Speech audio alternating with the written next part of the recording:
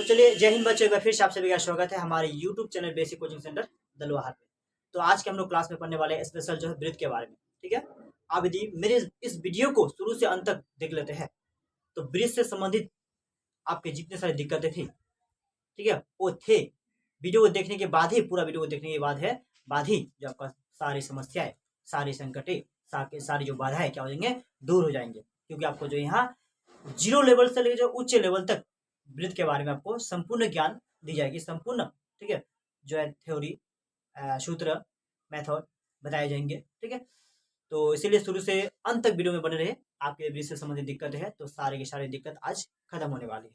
ठीक है, तो चलिए वीडियो को शुरू करते हैं। और उससे पहले यदि अभी तक चैनल को मेरा सब्सक्राइब नहीं किया है तो चैनल को सब्सक्राइब जरूर करें। और हाँ, क्लास आदि अब 12th के और 10th के बच्चे हैं तो स्पेशली यदि मेरे क्लास 12th और 10th के बच्चे हैं, यदि आर्ट्स के बच्चे हैं, तो जो क्लास 12th आर्ट्स है, आर्ट्स का ही प्रत्येक सब्जेक्ट का जो है मोस्ट इंपोर्टेंट क्वेश्चन का, ठीक है, जो क्वेश्चन आंसर भी दिए जाते हैं, चाहे ऑब्जेक्टिव हो या सब्जेक्टिव हो, दोनों दिए जाते हैं। आप यदि मतलब देख रहे हैं तो आप मेरे साथ जुड़िए। ठीक है, तो सारे मोस्ट इंपोर्टेंट क्वेश्चनों का जो है क्वेश्चन आंसर लीजिए, पीडीएफ लीजिए या क्वेश्चन आंसर कीजिए। आपका जो इससे क्या होगा, जो रिजल्ट होगा बेहतरीन से बेहतरीन होगा। आप यदि पीडीएफ को सिर्फ क्या तैयारी करते हैं तो रिजल्ट जो है आपका 450 प्लस से क्या होंगे, ऊपर होंगे। 450 होती है उससे प्लस, यानी उससे ऊपर ही आएंगे यदि मतलब आप पीडीएफ को ही मेरे पढ़ते हैं। क्योंकि जो है आप मैं जो हूँ, जो है पीडीएफ में सिर्फ ऐसे सवालों को मतलब क्या किया है, सेट किए हैं, ऐसे सवालों को मतलब वहाँ सेट करके चूज करके दिए हैं जो सीधे एग्जाम में पूछे जाएंगे और इस एग्जाम में पूछे जाते हैं। ठीक है, उसी तरह क्लास 10th के भी जो है ऑल सब्जेक्ट का जो है, जो आप सब्जेक्ट क्वेश्चन यदि देखते हैं तो ऑल सब्जेक्ट क्वेश्चन का जो है मतलब ऑल सब्जेक्ट का एक सब्जेक्ट का, ठीक है, 200 महत्वपूर्ण जो सब्जेक्ट क्वेश्चन दिए जाते हैं और जो ऑब्जेक्ट क्वेश्चन है 400 दिए जाते हैं। इन्हीं क्वेश्चनों से सारे के सारे पूछे जाएंगे। और मैथ जो है स्पेशल मैथ का जो है, मैं और किसी सब्जेक्ट को मतलब क्या डिटेल्स नहीं पढ़ाता हूँ। ठीक है, सिर्फ ऑल मोस्ट इंपोर्टेंट क्वेश्चन कहता हूँ आपको। सिर्फ क्या है, मैथ भी तो नहीं पढ़ाने वाले थे, मैथ भी हम क्या मोस्ट इंपोर्टेंट क्वेश्चन ही पढ़ाने वाले थे, लेकिन बहुत बच्चों का मतलब क्या डिमांड था, बहुत बच्चे बोलते हैं कि आप मैथ पढ़ा दिए सर, आप मैथ पढ़ा दिए। ठीक है, तो इसीलिए आप जो आपको मैथ भी मतलब जो मैथ जो होंगे शुरू से लेकर अंत तक सभी के सभी चैप्टर आपको मतलब क्या कराएंगे, समझाएंगे, बताएंगे। तो चलिए शुरू से अंत तक बने रहिए। हम लोग अभी क्या करते हैं, क्लास को आगे बढ़ाते हैं और शुरू करते हैं। सबसे पहले जानते हैं कि वृत्त जो होते हैं आखिर क्या होती है, वृत्त के बारे में जानते हैं। ठीक है, वृत्त क्या होती है, तो वृत्त जो है उसका डेफिनेशन दिया है, किसी निश्चित केवल किसी निश्चित बिंदु से समान दूरी पर जो है स्थित बिंदु का एक बोला बिंदुपथ, बिंदु का एक क्या है, बिंदुपथ क्या कहलाता है, वृत्त कहलाता है। ठीक है, किसी बोला क्या निश्चित बिंदु से मान लेते कि यदि क्या निश्चित बिंदु है जिसको हम क्या कहते हैं, केंद्र के नाम भी कहते हैं। ठीक है, इसका नाम जो क्या है, केंद्र है। निश्चित बिंदु से समान दूरी पर, इससे जो है समान दूरी पर जो है ये जो है, ठीक है, एक जो है क्या समान दूरी पर,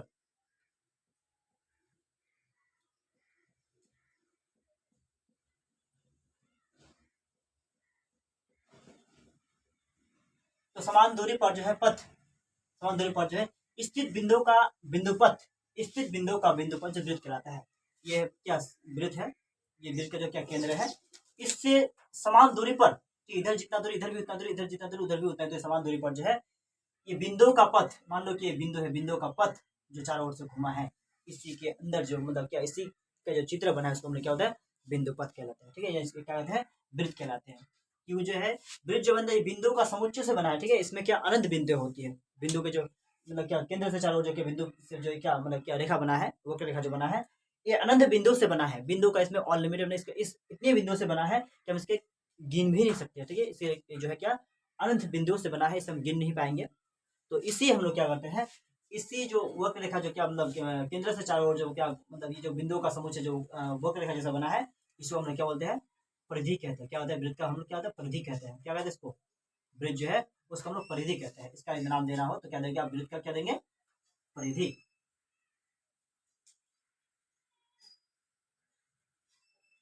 ठीक है, तो इसका नाम क्या होगा, हम इसका जो नाम है क्या है, परिधि नाम है, इसको हम क्या होता है, परिधि कहते हैं। ठीक है, ये केंद्र हो गया। अब बोला केंद्र से, ठीक है, केंद्र से परिधि की दोनों भी किस साइड को भी छू ले, क्या करें, यदि केंद्र से परिधि जो है, परिधि की दोनों भी केंद्र से क्या परिधि तक कोई रेखा क्या छूता है, कोई सरल रेखा केंद्र से क्या तक, केंद्र से परिधि तक की दोनों भी यदि छू लेता है उसको हम लोग क्या बोलते हैं, त्रिज्या कहते हैं। क्या बोलते हैं इसको, त्रिज्या कहते हैं। और इसे जो हम लोग क्या हमेशा 8 जोड़ से करता है। ठीक है, त्रिज्या कहते हैं। इसका नाम क्या हो गया, त्रिज्या इंग्लिश में क्या रेडियस, इसको हम लोग 8 से क्या होता है सूचित करते हैं। ठीक है, अब बोले क्या, आगे हम चले तो कोई भी जो क्या होता है, कोई भी जब रेखा, ठीक है, वृत्त के जो केंद्र से होते हुए, जो केंद्र से होते हुए दो मतलब इधर का परिधि और उधर का परिधि को क्या छूता है, कोई भी जो रेखा होता है, जब क्या होता है, कोई सरल रेखा जब क्या होता है, बिंदु के जो है क्या वृत्त जो है, वृत्त के बिंदु को स्पर्श करते हुए, या बिंदु वृत्त के जो बिंदु है उसका स्पर्श करते हुए या उससे छूते हुए, जब क्या होता है इधर का परिधि और इधर का परिधि को छूता है, इसको हम क्या होता है व्यास कहते हैं। क्या होता है, इसको व्यास कहते हैं। और इसे हम लोग डी से शुरू करते हैं। ठीक है, व्यास का सूत्र क्या होता है, डी बराबर 2r होता है। 2r कैसे होता है, एकदम देखेंगे इधर से जो है यहाँ तक की क्या हुआ, एक त्रिज्या हुआ जिसको आर कहते हैं। ठीक है, यहाँ से यहाँ तक भी क्या हुआ, ये भी क्या त्रिज्या हुआ जिसको हम क्या होता है आर कहते हैं। यानी यहाँ का आर और यहाँ का आर जोड़ देने पर क्या होगा, व्यास हो गया, व्यास आर और आर क्या होता है 2r होती है। ठीक है, व्यास त्रिज्या यानी व्यास को हम लोग क्या डी से डायमीटर होता है, ये डी से सूच करते हैं, और डी बराबर क्या होता है 2r होता है। ठीक है, अगला हम देखेंगे। अब यदि हम देखेंगे कोई वृत्त है, मान लो कि ये वृत्त है, इसके केंद्र से होकर नहीं गुजरता है, कोई भी रेखा जो है इसके केंद्र से होकर नहीं गुजरता है, बल्कि जो है एक परिधि से दूसरी परिधि, कोई भी जो है एक परिधि से दूसरी परिधि क्या होता है, लेकिन केंद्र से होकर नहीं जाता है। ठीक है, एक परिधि से दूसरी परिधि क्या होता है, लेकिन केंद्र जो होता है उससे होकर ये नहीं जाता है, तो उसको क्या बोलते हैं हम लोग, जीवा कहलाता है। क्या कहलाते हैं, इसको हम जीवा कहलाते हैं। ठीक है, तो उसका क्या कहलाएगा, जीवा कहलाएगा। तो वृत्त के केंद्र से जीवा जितना दूर होगा, वो जीवा जो है वो क्या उतना ही क्या होगा, छोटा होगा। ठीक है, जो केंद्र है इसके केंद्र से, यानी वृत्त के जो केंद्र है उससे जितना ही जो क्या वृत्त के जीवा दूर होगा, ठीक है, उतना ही क्या वृत्त के जीवा की लंबाई क्या होगा, छोटी होगी। ठीक है, तो हम क्या बोलेंगे, सबसे पहले क्या बोलेंगे कि जो वृत्त है क्या वृत्त है, वृत्त के जो चारों ओर जिसका जो चारों ओर जो क्या है, बिंदु का पथ है, बिंदु का पथ है या बिंदु का जो समुच्चय है उसे हम क्या बोलते हैं, बिंदु का समुच्चय या बिंदु का पथ से जो घिरा हुआ है, इसके अंदर जो क्षेत्र होगा उसको हम वृत्त कहेंगे। इसके जो मतलब क्षेत्र बनेगा, एक जो आकृति बनेगा उसे क्या बोलेंगे, वृत्त कहेंगे। और वृत्त के जो ऊपर बीच में एक बिंदु होती है उसको हम क्या होता है, केंद्र बोलते हैं। और केंद्र से जो है आधा, ठीक है, केंद्र से किसी भी परिधि, केंद्र से किसी भी परिधि एक परिधि को छुए, यानी परिधि का जो एक साइड को छुए उसको हम क्या बोलते हैं, त्रिज्या कहते हैं। और केंद्र से होकर जो है वृत्त के इस परिधि मतलब इस परिधि और उस परिधि को छुए, इधर वाला से इधर वाला छुए, उसको हम लोग व्यास कहते हैं। व्यास का व्यास को जो है कि डी से शुरू करता है, डी वाला क्या आर प्लस आर क्या नहीं शॉर्ट में कर सकते क्या 2r होती है। ठीक है, तो चलते फिर हम लोग चलते हैं आगे वृत्त के और अंदर। ठीक है, ये राशि जो है वृत्त से संबंधित कुछ मुख्य बातें, आप हम लोग जो है वृत्त के और भी अंदर चलते हैं।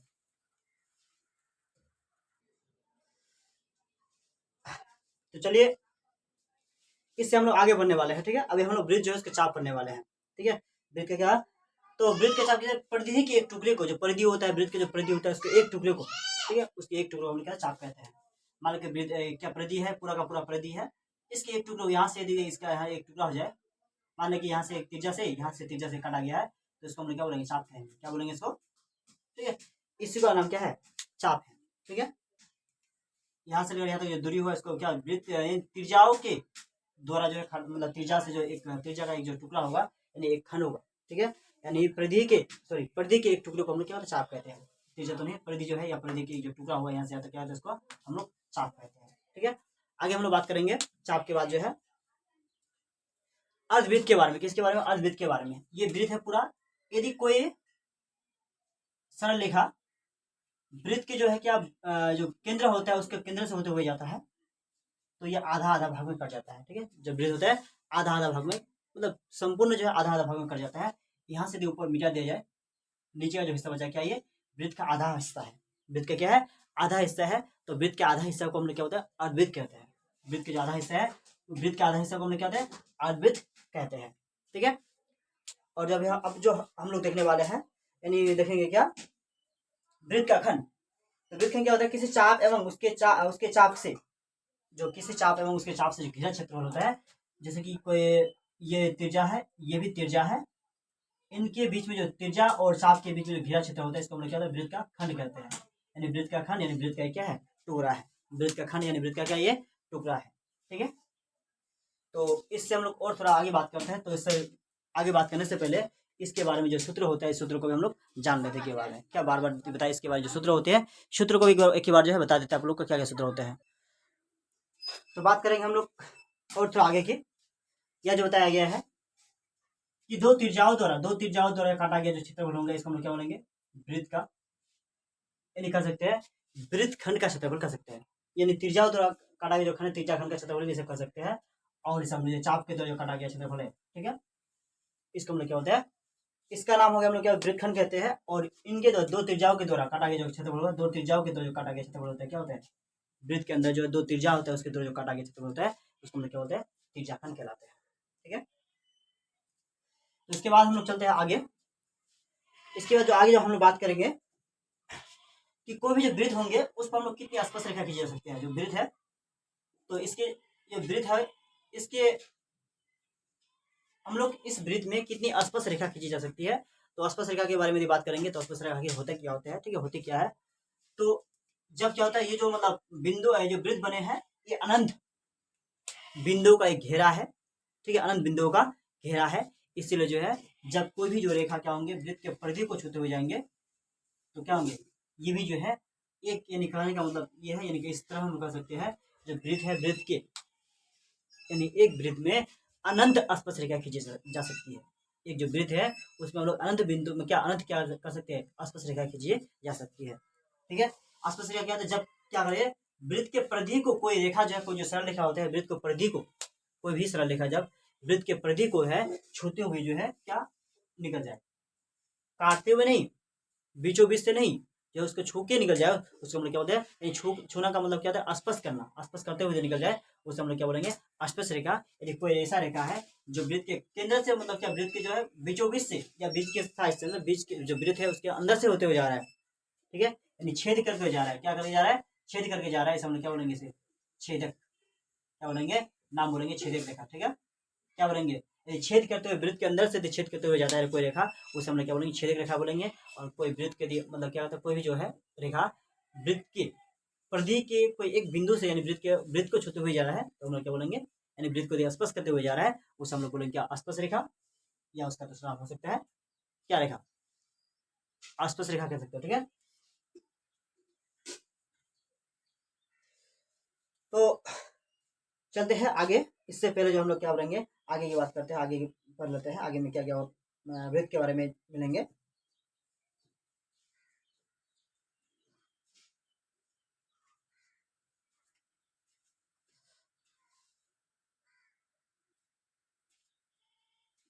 तो चलिए हम लोग बात करते हैं अभी जो वृत्त है वृत्त का क्षेत्रफल, ठीक है, किन किन कंडीशनों में जो हमें वृत्त का क्षेत्रफल निकालने को कहेगा, ठीक है, तीन कंडीशन जो है, तीन तरीकों से हमें जो वृत्त का क्षेत्रफल निकालने को कहेगा, तीन तरीकों से हमें वृत्त का क्षेत्रफल निकालने को कहेगा, कभी त्रिज्या के द्वारा, कभी परिधियों के द्वारा, कभी व्यास के द्वारा, ठीक है, कभी क्या वृत्त का त्रिज्या दे रहे हैं तो मतलब यदि उसके साथ मतलब क्या यदि त्रिज्या है तो उसके साथ मतलब उसके सारे हमें त्रिज्या मतलब क्या निकालना है, वृत्त का क्षेत्रफल। और कभी क्या होंगे वृत्त का व्यास होंगे उसके सारे त्रिज्या मतलब क्या वृत्त का क्षेत्रफल।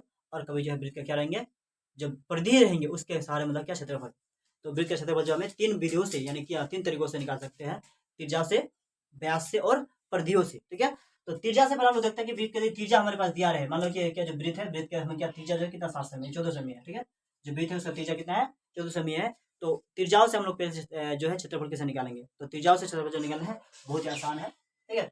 सब करने से पहले क्या लिखेंगे, दिया है, क्या लिखेंगे, दिया है, क्या दिया है कि त्रिज्या जो आर बराबर, ठीक है, त्रिज्या जो देखिए आर बराबर कितना है 14 सेमी है। तो इसीलिए किसका क्षेत्रफल, जो वृत्त है वृत्त का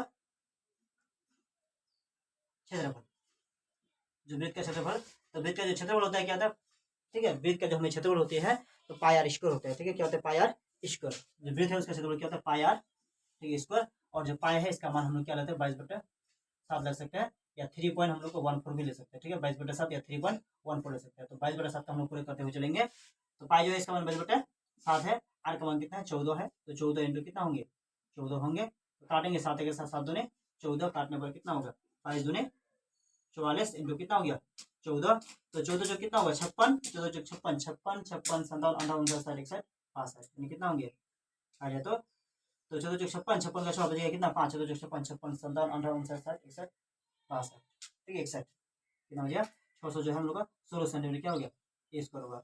इस तरह से जो वृत्त है, वृत्त की त्रिज्या दिया रहे, अब यदि वृत्त का कभी भी त्रिज्या रहे तो इस त्रिज्याओं के सारे आप वृत्त का क्षेत्रफल आसानी से निकाल पाएंगे और 100% निकाल पाएंगे, ठीक है। कोई भी त्रिज्या है, मान लो जब त्रिज्या का मान है कितना हो गया 7, 14 हो गया कितना हो गया, मान लो कि 7 हो गया, आर बराबर कितना हो गया 7 हो गया, तो हम लोग क्या करेंगे, तो क्षेत्रफल क्या होता है पाई आर स्क्वायर होता है, तो क्या करेंगे 7 हम लोग क्या करेंगे 7 इंटू क्या करेंगे 7, 7 7 कितना हो गया कैंसिल हो गया, तो कितना हो गया 22 इंटू कितना हो गया 7 बच गया, तो 7 दूनी 14, 7 दूनी 14, 14 कितना हो गया 15, यानी कितना निकल गया त्रिज्या मेरा कितना हो 7 में हो तो क्षेत्रफल कितना निकलेगा 154 सेंटीमीटर स्क्वायर निकलेगा। ठीक है, इस प्रकार से जो त्रिज्या यदि दिया रहे आप लोग को, तो कभी भी यदि वृत्त का त्रिज्या रहे तो उसके त्रिज्याओं के सारे जो आपका क्षेत्रफल 100% निकाल सकते हैं। मुझे जो है उम्मीद है आप समझ चुके होंगे। ठीक है, तो चलते हम लोग क्या है अब जो हम लोग देखेंगे कि ब्यास से, कभी यदि वृत्त का ब्यास दिया रहे तो ब्यास से हम लोग कैसे निकालेंगे क्षेत्रफल। यदि वृत्त का हमें ब्यास दिया रहे उस ब्यास के सारे में क्या निकालना है वृत्त का क्षेत्रफल निकालना है, तो कैसे निकालेंगे देखते हैं। ये जो क्लास 10 है, क्लास 10 के जो 12 चैप्टर में होंगे वृत्त से संबंधित क्षेत्रफल, वृत्त से क्या वृत्तों का क्षेत्रफल है, वृत्त से जो वृत्त से संबंधित क्षेत्रफल होता है 12 चैप्टर में मिलकर। ठीक है, वृत्त का ब्यास, वृत्त का त्रिज्या, वृत्त का क्षेत्रफल एक क्लास 10 में पढ़ते हैं, क्लास 12 में भी मिलेंगे, 8 क्लास 7 क्लास में भी, 6 क्लास मतलब क्या 7 6 8 में भी मिलेंगे। तो किसी भी क्लास के जो है ये जो है वीडियोस क्या मतलब क्या इंपॉर्टेंट है सभी क्लास के लिए। यदि आप क्या किसी कहते हैं कॉम्पिटेटिव एग्जाम करते हैं, कोई कॉम्पिटिशन का एग्जाम करते हैं, उसके लिए भी जो है ये वीडियो बहुत आप लोग के लिए हेल्पफुल होने वाली है और बहुत ही मददगार होने वाली है। इससे क्या होंगे कि वृत्त से संबंधित जितने सारे क्या होंगे मैथ होंगे, आप क्या होंगे शुरू से अंत तक मतलब वीडियोस को देखे हैं तो वृत्त से संबंधित जितने सारे मैथ होंगे आपका जो है आपसे बनेगा ही बनेगा। तो चलिए हम लोग आगे चलते हैं। तो चलिए हम लोग देखते हैं वृत्त का व्यास। यदि वृत्त का हमें व्यास दिया है तो व्यास के सारे हम क्या निकालेंगे क्षेत्रफल कैसे निकालेंगे। मान लीजिए कि व्यास कुछ भी दिया हम लोग का कितना 12 सेंटीमीटर दिया है। ठीक है, जब वृत्त है वृत्त का व्यास कितना 12 सेंटीमीटर स्क्वायर है, तो वृत्त का व्यास यदि दिया है तो वृत्त का व्यास हमें सबसे पहले क्या निकालना है त्रिज्या निकालना पड़ेगा। जब तक वृत्त के पास हमारे जब भी हमें क्या क्षेत्रफल निकालना हो वृत्त का तो हमारे पास त्रिज्या होना अनिवार्य है। यदि त्रिज्या ना हो तो क्षेत्रफल निकालना संभव नहीं है। ठीक है, तो परिधि रहे, यदि परिधि रहने से भी हम क्षेत्रफल निकालेंगे क्या त्रिज्या निकालेंगे, और व्यास रहने से भी क्या लेंगे वृत्त का क्षेत्रफल निकालने से पहले हमें त्रिज्या निकालना अनिवार्य है, तो हम लोग त्रिज्या पहले निकाल लेते हैं। तो क्वेश्चन नंबर जो कितना इसको हम सॉल्व करेंगे। तो व्यास जो है डी बराबर कितना 12 सेंटीमीटर है, तो व्यास डी बराबर क्या 2r होता है, क्या होता है 2r होता है। ठीक है, यानी क्या होता है इसीलिए त्रिज्या जो क्या हो गया r का जो है कितना होंगे व्यास का कितना होंगे, क्या करेंगे कभी भी जो व्यास को हम क्या व्यास है उसको दो भाग करेंगे तो त्रिज्या निकलेगा। क्या होता है व्यास बराबर 2r होता है, डी बराबर क्या होता है 2r, तो इधर कितना हो गया मेरा 12 तो 12, इधर कितना 2r काटेंगे तो कितना दो तो दूसरा कितना हो गया 12, इसीलिए दूसरा कितना 12 हो गया, इसीलिए त्रिज्या r बराबर कितना हो गया, त्रिज्या r बराबर कितना हो गया 6 सेंटीमीटर हो गया। अब हमारे पास जो त्रिज्या आ चुका है तो त्रिज्या का सहारे हम आराम से क्या निकाल सकते हैं वृत्त का क्षेत्रफल निकाल सकते हैं। अब क्या जो वृत्त है वृत्त का क्षेत्रफल क्या होता है पाई आर, क्या होता है स्क्वायर, वृत्त का क्षेत्रफल क्या होता है पाई आर स्क्वायर, तो पाई का मान कितना 22/7, आर जो है कितना 6 है, 6 इंटू कितना होंगे 6 होंगे, 7 से 6 करने लायक नहीं है तो 6 से कितना हो गया 22 इंटू 6 से 36 कितना हो गया 7, तो 36 गुना हम लोग क्या करेंगे 22 से करेंगे तो कितना आता है 6 दूनी 12, 3 दूनी 6 7, 6 दूनी 12, 3 दूनी 6 7, तो इतना 2 7 2 कितना हो गया 9, इधर हम लोग कितना हो गया 7। ठीक है, यानी कितना 992, 900 जो है सॉरी 700 कितना हो गया 92 बटे कितना हो गया 7 सेंटीमीटर क्या हो गया स्क्वायर हो गया। इस प्रकार से हमें कोई भी जो क्या है व्यास दे रहे हैं तो व्यास से जो हमें क्या निकालना बोले क्षेत्रफल निकालने बोले तो सबसे पहले क्या निकालना पड़ेगा आपको त्रिज्या निकालना पड़ेगा, और त्रिज्या के बाद जो है आप तो विधि मतलब त्रिज्या के बाद जो है कैसे क्षेत्रफल निकालता है तो बताइए। ठीक है, और फिर हम लोग जान लेते हैं कि जब क्या वृत्त के परिधि दिया रहे तो परिधि से हम लोग कैसे जब क्या रहे जो वृत्त है वृत्त के परिधि दिया रहे तो उस परिधि से हम लोग कैसे निकालेंगे क्या निकालेंगे क्षेत्रफल निकालेंगे। तो वृत्त के क्षेत्रफल निकालेंगे परिधि से कभी भी निकालना हो तो सबसे पहले हमें क्या निकालना होगा वृत्त की त्रिज्या निकालना होगा। ठीक है, वृत्त की त्रिज्या निकालेंगे उसके साथ उसके बाद हम निकालेंगे वृत्त का क्षेत्रफल निकालेंगे। तो चलिए परिधि से हम लोग क्या देखते हैं क्षेत्रफल को देख लेते हैं आसानी से।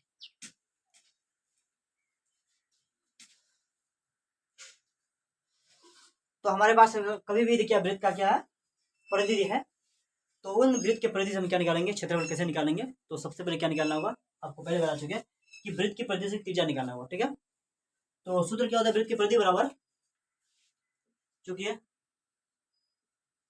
वृत्त की जो परिधि होता है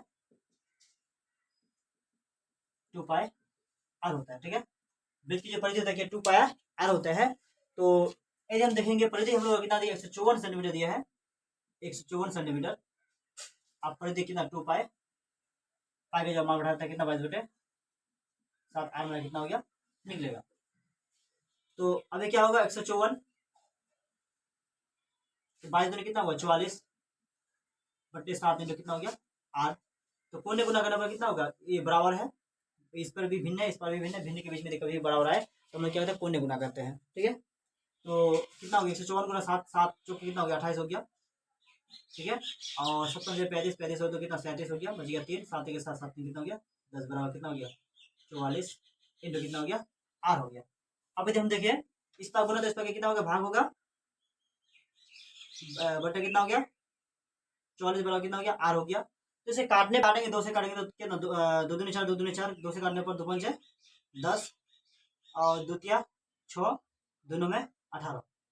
तो क्या करेंगे 2 से तो कटेगा नहीं, 11 से काटने पर कितना होगा 11 चौके कितना होगा 44 45 46 17 48 49 50 51 52 53 9 बजने से कितना होगा 99 यानी 11 9 99।